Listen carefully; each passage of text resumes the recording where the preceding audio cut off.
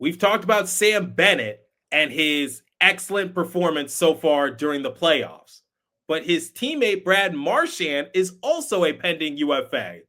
Is that a realistic option for the Devils? We have a lot to break down in today's episode of Locked On Devils. Buckle up, everybody.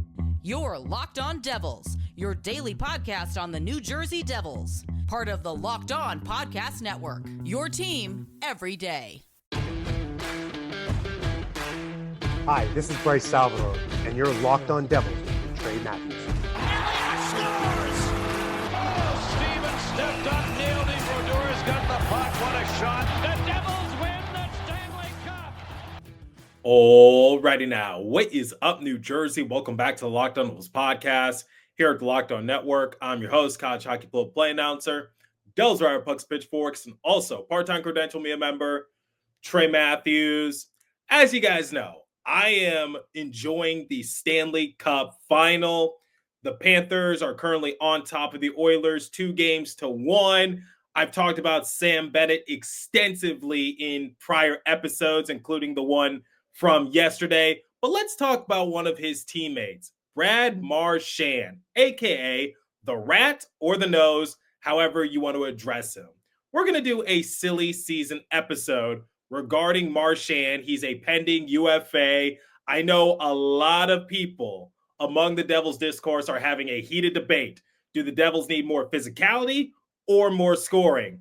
I've said it before, it goes hand in hand, but why not kill two birds with one stone? Because I think Marchand can provide a little bit of everything. So in the first segment, we will talk about the possibility of the Devils pursuing Marchand in the open market.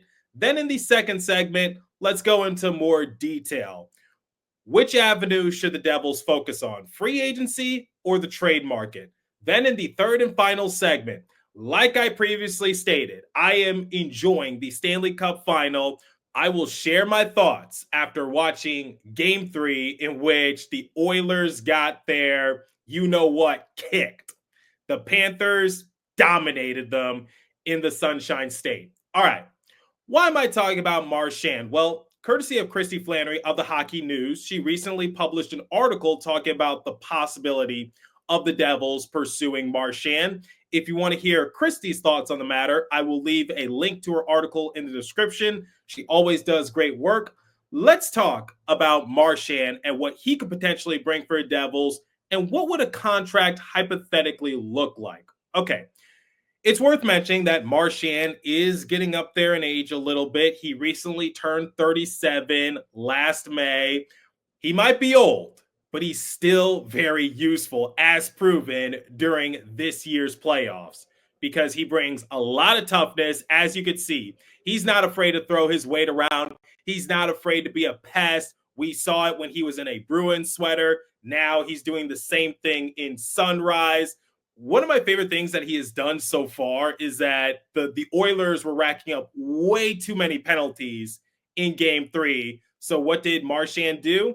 He taunted them a little bit, and he pointed to his head and he said, hey, you got to use your head. And he's absolutely right. The Oilers were completely reckless, and the Panthers were dominating them on special teams. Like I said, Marchand is 37, but that could actually work to the Devils' advantage. How does that old saying go? The older the wine, the better it tastes. I think the same could be said for Marchand, because he's been very consistent throughout his entire NHL career. I know when you see a highlight reel of Marchand, it's usually the amount of scuffles he gets into, him getting into the face of his opposition. But make no mistake, Marchand is a very good scorer. He's put up 20-plus goals for how many years? The last time he put up less than 20 goals in a season, you would have to go back to the 2012-2013 season. However, that was a lockout year. Marchand put up 18 goals, but keep in mind, the Bruins did go to the Stanley Cup Final. Unfortunately, they ended up losing to the Blackhawks. The point I'm just trying to make is that Marchand brings a little bit of everything. He brings toughness, he brings experience, and he's a good scorer. Here's what I see from Marchand. He has grown from a world-class pest into a world-class all-around player, and continues to be one of the NHL's most effective wingers despite being in his late 30s. He plays much bigger than his 5'9" frame would suggest. I want to bring this argument to the table for anybody who's saying that they don't want Marco Rossi because he stands 5'9". He's a small guy. There is such a thing as playing above your weight and playing above your height, because Rossi doesn't play like a 5'9" player. And a good example would be Marchand, because Marchand, same way. He doesn't play like a 5'9" player. He's a dangerous offensive player. He is also excellent as a penalty killer. He plays right up on the edge and sometimes over it. He could be his own worst enemy because, like I said, if you see a highlight reel of Marchand, it's usually him getting into the face of his opponent. But I don't think anyone's going to complain about that all that much. He's fit in like a glove with Paul Maurice's squad. Let's look at his stats from the playoffs, because he only appeared in 10 regular season games for the Panthers because he was dealing with an injury when he was first dealt. Prior to the trade deadline, he appeared in 61 games with the Bruins. He had 21 goals, 26 assists for a grand total of 47 points. And the fact that Don Sweeney got an extension from the Bruins despite making that questionable deal with the Panthers, it leaves me a little baffled. But digressing a little bit, so far in 20 playoff games played this year, Marchand has 8 goals, second on the team, 10 assists, sixth on the team, for a grand total of 18 points, tied for third along with Matthew Tkachuk.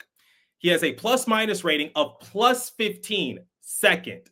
He has spent 48 minutes in the penalty box, which obviously leads the team. Like I said, I don't think anyone's going to complain about Marchand going to the box because that's how he makes his money. And he has 2 game-winning goals during the playoffs. Both of them have come in the Stanley Cup Final, which ranks second on the Panthers. Remember, he had the game-winning goal in overtime in Game 2, and then he scored the opening goal in Game 3, and the Panthers didn't look back. They put a whooping on the Oilers. AFP Analytics is projecting for Marchand to ink himself a 2-year, $10 million deal, $5 million annually. They're actually saying that his value is going down, which I find a little questionable. If anything, I would think his stock would be rising, but I guess the reason is maybe Marchand will take a discount to remain with the Panthers if they win the Stanley Cup. You never know. But here's the big question. Would I want Marchand on the team?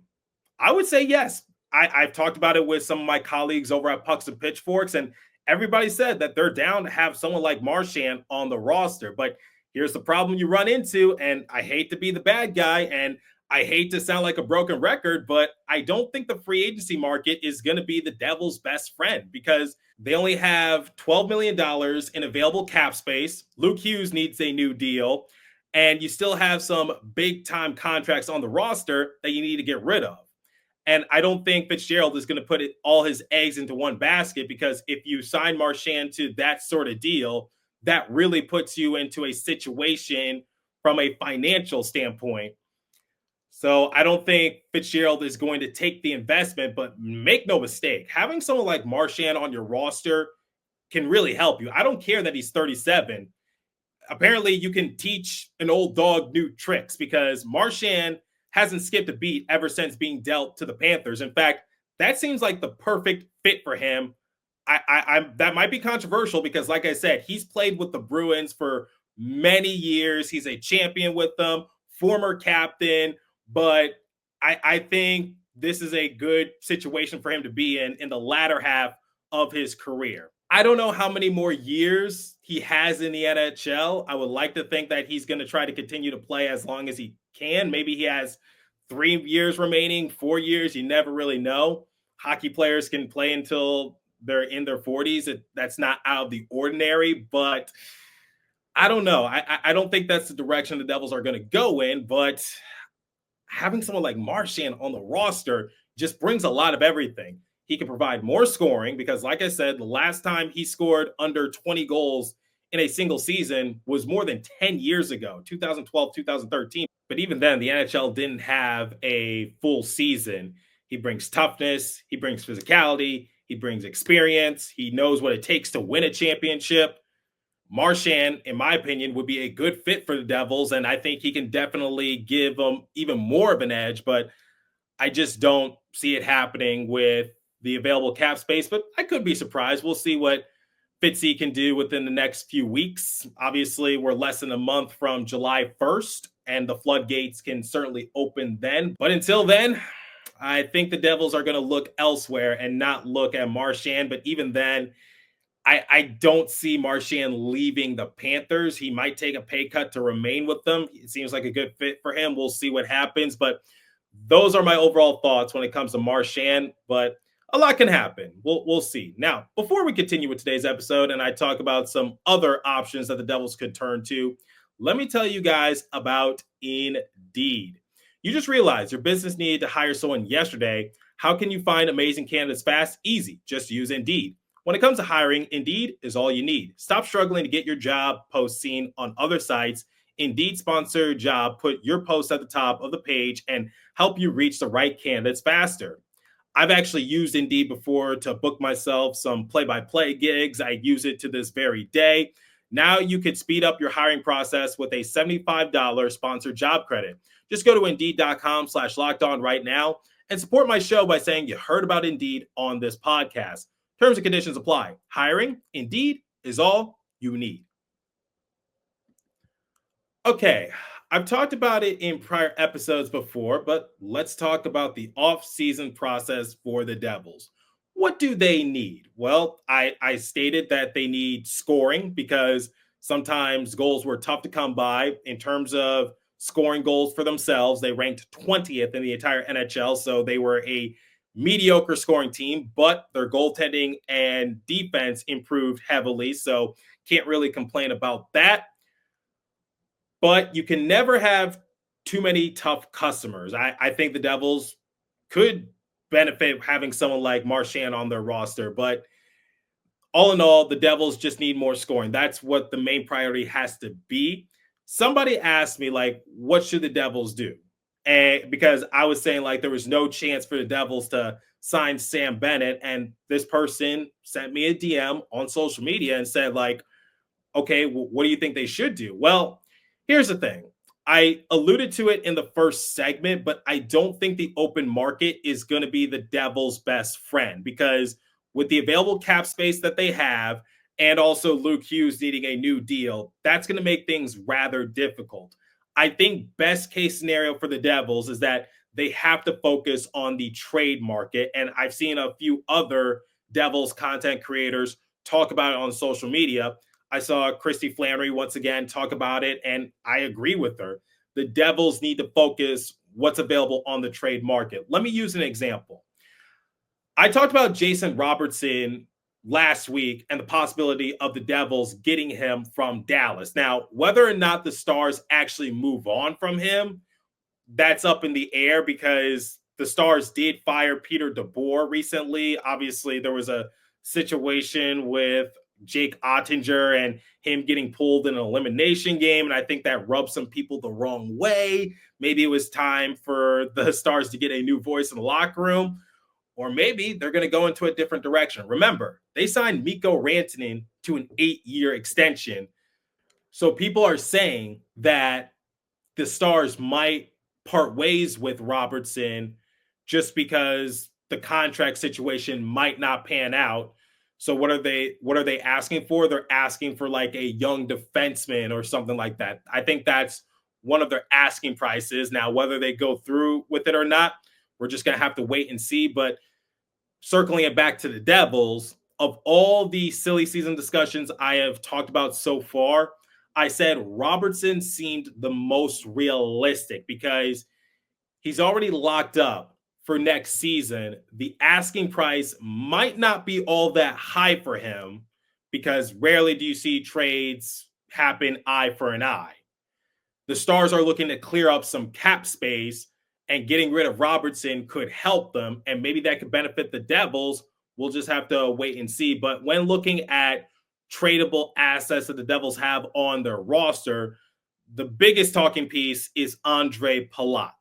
Palat has 2 years remaining on his deal.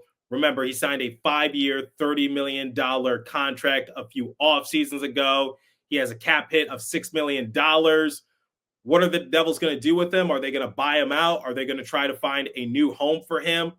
He has some trade protection, so that makes things a little more difficult. But I think that's priority number one for Fitzgerald in order to free up some cap space. You got Dawson Mercer. He has no clauses attached to his contract whatsoever, so that can make things a little easier for New Jersey. You got Hala. He has 1 year remaining on his deal. He has a 6-team modified no trade clause. I'm willing to bet that one of them are the Hurricanes, because I don't think he wants to go back there, but just speculating. Or the Devils could look to trade one of their young defensemen, Shimon Nemitz, Seamus Casey, or Ethan Edwards, because there's a log jam of defensemen, and I don't think all of them are going to be given an equal opportunity to really shine. You still got some time before Anton Salayev comes over to the States, but when looking at defensemen who are locked up long-term, it's pretty intriguing because you got Dougie Hamilton. He signed for another 3 seasons. Brett Pesce, he's here long-term. Brendan Dillon has 2 years remaining on his deal. Jonathan Kovacevic is locked up long-term. Jonas Siegenthaler is locked up long-term. Luke Hughes, he'll be locked up long-term. I think Fitzgerald is going to try to sign him to an 8-year extension if he can. I think the Devils are going to part ways with either Edwards, Casey, or Nemitz. And I'm sure a lot of teams would love to have one of those young defensemen on their roster, including the Stars. Maybe that's all it's going to take for the Devils to get Robertson. I don't really know, but these are the risks you got to take if you really want to take your team to the next level. So when answering this debate, I don't think the Devils are going to look for players like Sam Bennett. I don't think they're going to look for players like Mitch Marner, basically high-end players who are on the open market and can sign wherever they please. I think the Devils are going to have to look at the trade market and see how they could get unique. Will they trade Andre Palat for like a prospect or something like that just so they can clear up that cap space, or will they include Palat in some sort of package deal to get a big-name player? You never know. All right, before we close out today's episode and talk about the Stanley Cup Final, let me tell you guys about Game Time. There's nothing like playoff hockey, the energy, the rivalries, the nonstop action. With the Stanley Cup playoffs heating up, there's never been a better time to see it live, and Game Time makes getting in the building fast and affordable. Game Time gives you the last-minute ticket deals, zone deals for deep discounts, great seat views of your seat, and all-in pricing with no hidden fees. Plus, ticket prices often drop the closer you get to puck drop, so you can score big without overpaying. You can save huge with zone deals. They pick the best seats at the lowest price. Last-minute deals save up to 60% off buying last minute for sports, concerts, comedy, theater, and more. Seeing my exact seat view before checkout gave me total confidence. Game Time includes fees upfront and backs every order with their ticket coverage guarantee, covering cancellations, job loss, and even offering 24-hour returns. It's honestly a life hack for getting incredible tickets on the fly. Take the guesswork out of buying tickets with Game Time. Download the Game Time app, create an account, and use the code LOCKEDONNHL for 20% off your first purchase. Terms apply. Again, create an account and redeem code LOCKEDONNHL for $20 off. Download the Game Time app today. Last-minute tickets, lowest price, guaranteed. All right, let's talk about Game 3 of the Stanley Cup Final. And let's close out today's episode with Brad Marchand once again, because I talked about him in the first segment. The Oilers marched into Florida, and man, oh man, they got burnt to a crisp. 6-1 in favor of the Panthers. Touchdown, Panthers. Enjoy it while it lasts, Carolina Panthers fans, because that's probably the only time you're ever going to hear that phrase anyway. All jokes aside, the Panthers absolutely took advantage of the Oilers for a couple of reasons. One, the penalties. The Oilers got way too many unnecessary penalties. They were turning the puck over. You can't have that in the Stanley Cup Final. I talked about it in the first segment. Marchand was like teasing the Oilers, saying, use your head. He's right. It's a chirp, I know, but you got to use your head. And then later on in the game, they tried getting into like a bunch of fights and scuffles, face washes, fisticuffs, but to no avail. The Panthers are one of the most physical teams in the NHL. You're not going to get to them in that regards. They have a lot of players on their roster that are willing to drop the mitts and go mano-a-mano. So that was a worthless try, if you ask me. Skinner, oh boy, what a bad effort. Saw 23 shots and let in 5 goals. Not a good outing. Now, to the Oilers' credit, they did cut the lead in half at one point. It was 2-1, but then Sam Reinhart answered back quickly. So Corey Perry's heroic efforts went for naught. And throughout the course of the game, I saw Corey Perry just trying to, go after some Panthers players. But like I said, it was a worthless effort.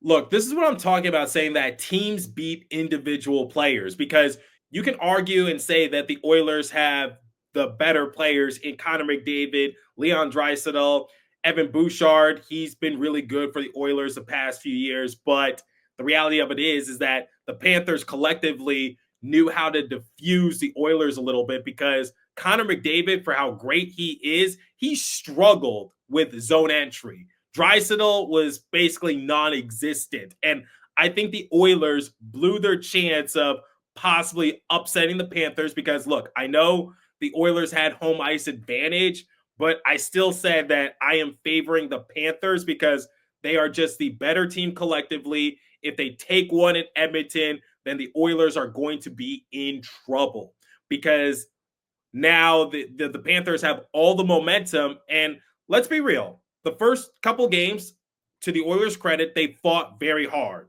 Game 2 went into double overtime. But the Panthers have always had an answer. And the Oilers, they squeaked away with the victory in Game 1.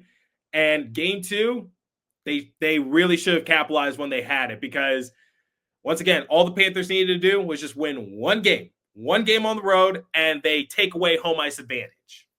It's one of those instances where it's like, whatever you could do, I could do better. Or at least I can get the equalizer at some point. I got the Panthers winning in 6.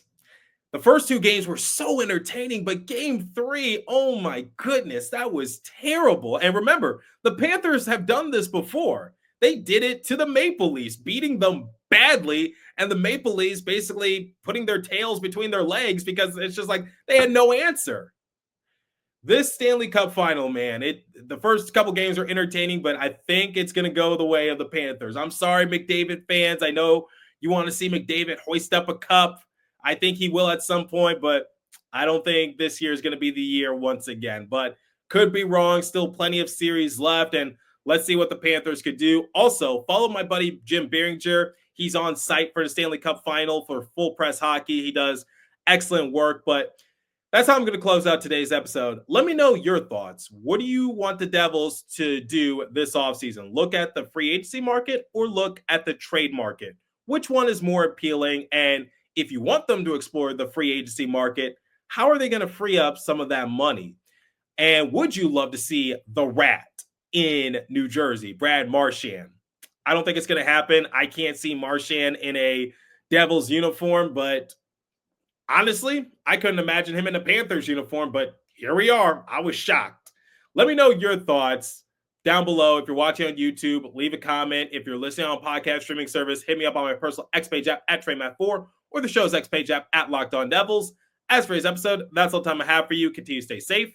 Have a wonderful day, New Jersey. Go Devils. I'll catch you guys next episode. Thanks for listening once again.